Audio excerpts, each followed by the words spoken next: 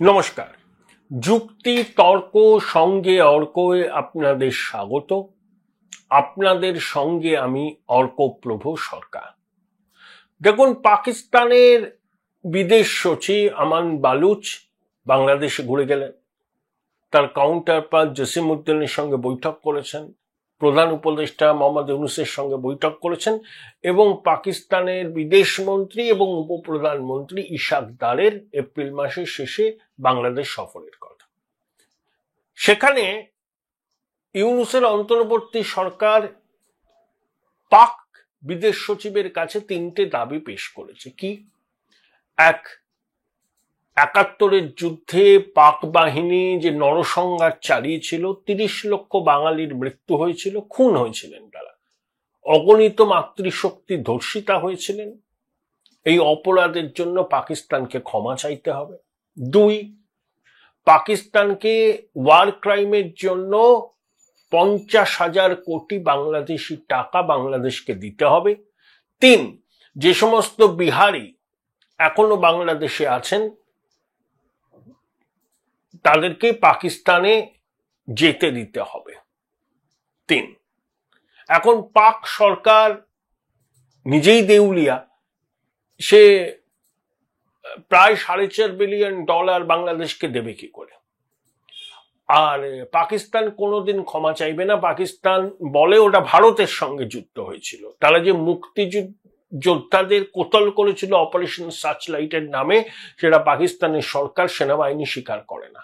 একটাই কনসেশন দিতে পারে যে টোকেনিজম করে, যে যারা আছেন বিহারি মুসলমানরা ঢাকা শহরেই তারা থাকেন অধিকাংশই, তাদের একটা অংশকে পাকিস্তানে নিয়ে যাওয়া। অতীতেও তারা কিছু গেছিলেন, প্রথমে পাঞ্জাবে, তারপরে করাচিতে। করাচিতে বাংলাভাষী লোকজন আছেন। একে পাকিস্তানে যথেষ্ট পপুলেশন, তার উপরে চাকরি বাকরির সমস্যা, নতুন করে কেউ আর সমস্যা ডেকে আনতে পারে না। এখন ইউনূসের অন্তর্বর্তী সরকার এই দাবিগুলো করলো কেন? ইউনূসের অন্তর্বর্তী সরকার জানে বাংলাদেশে মুক্তিযুদ্ধের চেতনা এখনো আছে। 71-এ পাকিস্তানের হানাদার বাহিনীর নরসংহার বাংলাদেশের মানুষ কোনোদিন ভুলবে না। এটা ইউনূসের অন্তর্বর্তী সরকার জানে। তারা যে পাকিস্তানের কোলে উঠে বসতে চায়, বিশেষত জামাতে ইসলামীর চাপে, সেটা বাংলাদেশের বেশিরভাগ মানুষ মানেন না, পছন্দ করেন না। তাই ইউনূস একটা খেলা খেললেন যে জামাতের দাবি মতো পাকিস্তানের সঙ্গে সম্পর্ক উন্নতি করার প্রচেষ্টা করলেন। বিমান চলাচল চালু হবে, ভিসা অন অ্যারাইভাল হবে। আবার 15 বছর বাদে পাক বিদেশ সচিবের ঢাকা সফরের সময় এই 3টে দাবি আবার ইউনূস করে দিলেন। আমার ধারণা পাকিস্তান বাংলাদেশের সম্পর্ক শেখ হাসিনার সময় পাকিস্তান বাংলাদেশের সঙ্গে সম্পর্ক যা ছিল তার থেকে হয়তো একটু ভালো হবে, কিন্তু রাতারাতি সম্পর্কের বিরাট কিছু উন্নতি হবে না। সেটা ইউনূস চাইলেও করতে পারবেন না বাংলাদেশের সাধারণ মানুষের জন্য। যে দলই সরকারে আসুক ভোটের পরে, তাদের পক্ষেও পাকিস্তানের সঙ্গে মাখামাখি করা সম্ভব নয়। সম্পর্কের যে শৈত্য ছিল শেখ হাসিনার 15 বছরের জমানায়, সেই শৈত্য হয়তো কিছুটা কাটবে, কিন্তু সম্পর্কের যে সোনালী অধ্যায় বলা হয়, সেই সোনালী অধ্যায় কখনোই পাকিস্তানের সঙ্গে বাংলাদেশের হবে না, অন্তত আগামী 2-3 দশকে। কারণ 71-এর ক্ষতে প্রলেপ এখনো বাংলাদেশের মানুষের মনে পড়েনি। 2, রাখাইন প্রদেশে রাখাইন আর্মিকে বাংলাদেশের সেনাবাহিনী সব রকম সহযোগিতা করবে, লজিস্টিক্স বলুন অন্যান্য। সেই জন্য নাফ নদীর ওখানে, চট্টগ্রামের ওখানে সেনা পরিকাঠামো তৈরি করছে। আমেরিকার 2জন কর্তা সম্প্রতি বাংলাদেশ সফর করলেন। সেখানে মায়ানমারে নিযুক্ত আমেরিকার রাষ্ট্রদূত ঢাকায় আসলেন। ঢাকায় তারা বাংলাদেশ অ্যাডমিনিস্ট্রেশন এবং সেনাবাহিনীর সঙ্গে কথা বললেন। অর্থাৎ নাফ নদীর ওপারে যে রাখাইন প্রদেশ, সেখানে আরাকান আর্মিকে সমস্ত রকম সাপোর্ট দিতে বাংলাদেশের সরকার প্রস্তুত। আবার রাখাইন প্রদেশের কন্টিগুয়াস হচ্ছে মায়ানমারের চীন প্রভিন্স। সেই চীন ন্যাশনাল আর্মি বলে একটা আছে, তারা বলে আরাকান আর্মির সঙ্গে যুক্ত হয়ে জুন্টা প্রশাসনের বিরুদ্ধে অস্ত্র নিয়েছে। ভারত আবার আরাকান আর্মির সঙ্গে আছে, কারণ কালাদান প্রজেক্ট, যেটা একদম মিজোরামের সঙ্গে থাইল্যান্ড পর্যন্ত যোগ করবে। ভারত চায় ওই অঞ্চলে একটা স্থায়ী বন্দোবস্ত তৈরি হোক, তাই ভারতের সঙ্গে আরাকান আর্মির সম্পর্ক ভালো। আবার মায়ানমারে ভূমিকম্প হওয়ায় ভারত প্রথম ত্রাণ পাঠালো। কিন্তু বাংলাদেশ কি করছে? একদিকে আরাকান আর্মিকে সব রকম সহায়তা করার জন্য প্রতিশ্রুতিবদ্ধ হয়েছে। আরাকান রোহিঙ্গা সালভেশন আর্মির মাথাদের গ্রেপ্তার করা হলো নারায়ণগঞ্জ থেকে, যারা অতীতে আরাকান আর্মির বিরুদ্ধচারণ করেছে। তাদেরকে বাংলাদেশ প্রশাসন বলছে এবার তোমরা আরাকান আর্মির সঙ্গে হাত মিলিয়ে জুন্টার বিরুদ্ধে লড়ো। এই আরাকান রোহিঙ্গা সালভেশন আর্মির যিনি মাথা, তিনি আসলে পাকিস্তানের মানুষ, করাচিতে জন্ম, পরে মিডল ইস্টে গিয়েছিলেন, ফিরে এসেছিলেন, কাশ্মীরে জেহাদি ট্রেনিং নেন, চলে আসেন মায়ানমারে। তিনি কক্সবাজারে রোহিঙ্গা শরণার্থী শিবিরে রোহিঙ্গাদের মানবাধিকার নিয়ে যারা আন্দোলন করেন তাদের দুজনকে খুন করেছিলেন এই আরাকান রোহিঙ্গা সালভেশন আর্মি।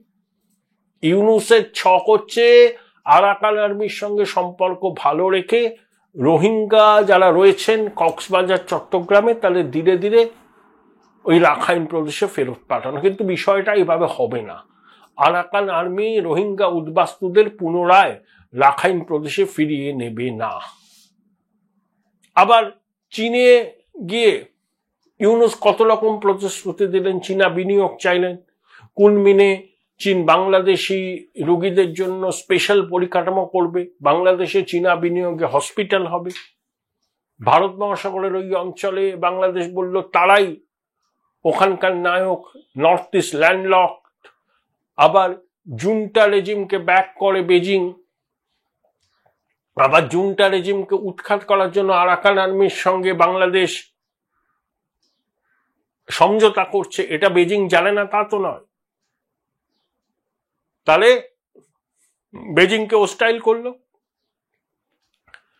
এখন শুধু লালমনিয়ারে বিমান ঘাঁটি বানানোর ছাড়পত্র দিলেই সব হয়ে যাবে? আমার মনে হয় না। আবার সেনাপ্রধান বাংলাদেশে রাশিয়া ঘুরে এলেন, চট্টগ্রামে রুশ রণতরী বন্ধুত্বপূর্ণ সফর করছে। Join Indian Institute of Hotel Management now. Right choice, right decision. ভারতের সঙ্গে বিভেদের রাজনীতি এখনো চালিয়ে যাচ্ছে ইউনুস সরকার। সংখ্যালঘুরা নির্যাতিত হচ্ছেন। চিন্ময় প্রভু এখনো জামিন পাননি। ভবেশচন্দ্র রায় নামক একজন হিন্দু নেতা খুন হলেন। ইউনুসের অন্তর্বর্তী সরকারের অনেকে এখনো ভারত বিরোধী মন্তব্য করছেন, নতুন বাংলাদেশের মানচিত্র সামনে আনছেন, যে মানচিত্রে ভারতের অনেক অংশ আছে। ইউনুস চুপ থেকে তাদেরকে মদত দিচ্ছে। আমরা ট্রান্সশিপমেন্ট বাতিল করেছি, ভবিষ্যতে আরো কঠোর পদক্ষেপ নেওয়া হবে।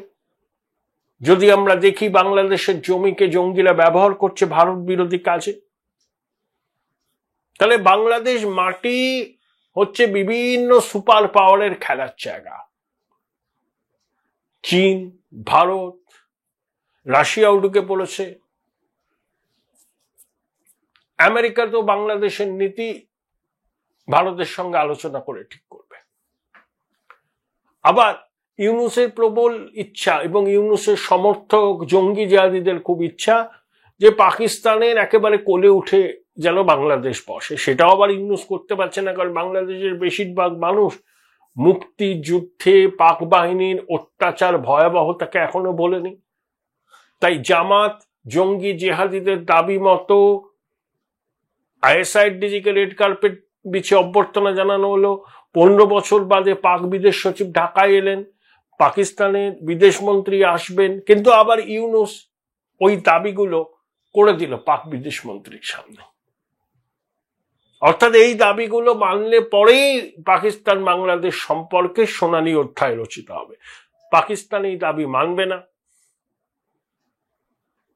তখন ইউনূস বলবে যে ঠিক আছে, আমাদের পাকিস্তানের সঙ্গে সম্পর্ক আগের থেকে ভালো হয়েছে, কিন্তু আমাদের বিরুদ্ধে যে অভিযোগ তোলে, ভারত তোলে, অন্যরা তোলে, যে আমরা পাকিস্তানের কাছে আত্মসম্মান বিকিয়ে দিচ্ছি, সেটা ঠিক নয়। আমরা পাকিস্তানকে বলেছি যে ৭১ গণহত্যার জন্য ক্ষমা চাও। এই ন্যারেটিভটা তৈরি করবে। অর্থাৎ কোন পক্ষকে ইউনূস সঙ্গে রাখতে পারছে না বাংলাদেশের অন্তর্বর্তী সরকার, কারণ এদের পলিটিক্যাল ম্যান্ডেট নেই। যাদের পলিটিক্যাল ম্যান্ডেট থাকে না, যাদের নির্বাচনে জিতে যারা ক্ষমতায় আসে না, তারা বিদেশ নীতির ক্ষেত্রে মারাত্মক ভুল করে। বাংলাদেশের মাটিকে এখন বিভিন্ন সুপার পাওয়ারের খেলাধুলা করার জায়গা করে দিয়েছে ইউনূস সরকার। ও শ্যাম রাখবে না কুল রাখবে, এটাই বুঝে উঠতে পারছে না। তাই কপালে শনি নাচছে। যে চীনের সঙ্গে এত মাখামাখি, সেই চীন খোলা মনে মেনে নেবে আরাকান আর্মিকে ইউনূসের সরকার সমর্থন দিচ্ছে। পাকিস্তান যে স্বপ্ন দেখেছিল নতুন ভাই, হারানো ভাইকে খুঁজে পেল, ইউনূসের সরকারের এই দাবির পরে তারা কিছুটা হতোদ্যম হবে। ভারতের কথাটা ছেড়ে দিন, আমেরিকা ট্রাভেল অ্যাডভাইজারি জারি করেছে, সেখানকার বাংলাদেশের যে সমস্ত মার্কিন নাগরিক থাকেন লেভেল 3 পর্যায়ের, বিশেষ করে বান্দারবনি, খাগড়াছড়ি, ওই সমস্ত অঞ্চল, চট্টগ্রাম হিল ট্র্যাক্সে শুধু ঢাকার মধ্যে সেফলি যাতায়াত করা যাবে। বিভিন্ন পশ্চিমী দূতাবাসও তাদের নাগরিকদের বাংলাদেশ সম্পর্কে সতর্ক করে দিচ্ছেন। অর্থাৎ ইউনূস বাংলাদেশের মাটিকে খেলাধুলার জন্য উন্মুক্ত করে দিয়েছেন। এর প্রভাব তো পড়বেই। ইউনূস হয়তো এইসব করে কিছুদিন টিকে থাকতে পারে, নির্বাচনকে করতেই হবে, অন্তর্ভুক্তিমূলক নির্বাচন, কিন্তু বেশি দিন তো হবে না এইসব অ্যারেঞ্জমেন্ট। তাই বললাম কপালে শনি নাচছে ইউনূসের। প্রশ্ন, বাংলাদেশের সার্বভৌমত্ব, অখণ্ডতা এই অন্তর্বর্তী সরকার আদৌ কি রক্ষা করতে পারবে? এই প্রশ্নটাও কিন্তু উঠছে বিভিন্ন মহল থেকে।